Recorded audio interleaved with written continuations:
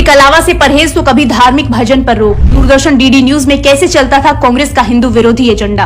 आज जो कांग्रेस विपक्ष में रहकर खुलेआम राम मंदिर का बहिष्कार कर चुकी है, वो कांग्रेस जब सत्ता में थी तो दूरदर्शन डीडी न्यूज समेत तमाम सरकारी संस्थाओं में कैसे हिंदू विरोधी एजेंडा चलाया जाता था, इसके 3 उदाहरण आज हम आपको बताएंगे। ताजा मामला डीडी न्यूज में कार्यरत एंकर और पत्रकार अशोक श्रीवास्तव से जुड़ा है, जिसमें उन्हें यूपीए शासन में कलावा पहनने को लेकर टॉप ऑफिशियल की तरफ से बुलावा आया था। अशोक श्रीवास्तव ने बताया कि 2006 में यूपीए शासनकाल में उन्हें कलावा पहनने को लेकर टॉप ऑफिशियल से निर्देश मिले थे कि उनका कलावा स्क्रीन पर नहीं दिखना चाहिए।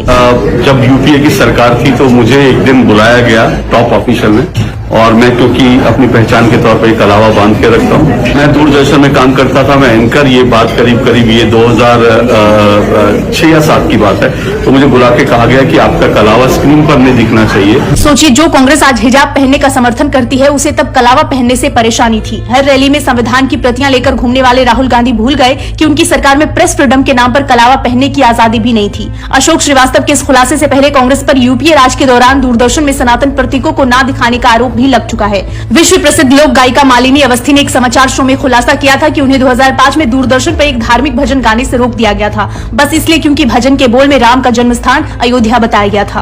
बतौर कलाकार दिल्ली दूरदर्शन में रिकॉर्डिंग के लिए आमंत्रित की गई। ये बात है 2005-6 की, 5-6। तो मैं एकदम हतप्रभ रह गई। आए तो उन्होंने कहा आप कुछ और गा सकती हैं। कि हमने तो विश्वास ही नहीं किया। मैंने कहा कि लेहले जन्म ये तो वहाँ पे गाया जाता है, रामनवमी भर ये गाया जाता है, घाटों गाया जाता है। उन्होंने कहा नहीं, आप फिर ये हटा दीजिए कि अयोध्या में जन्मे।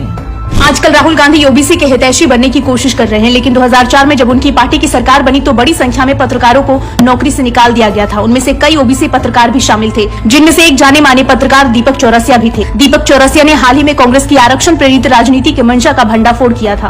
आरक्षण पे जितना बड़ा फेक नैरेटिव कांग्रेस पार्टी ने दिया, ऐसा कभी नहीं हुआ। 2004 में मुझे ही डीडी से माननीय राहुल गांधी जी और उनकी पार्टी ने निकाल के बाहर किया था। मैं डीडी का हेड था, मैं ओबीसी पत्रकार था, तब उनको नहीं दिखाई दिया।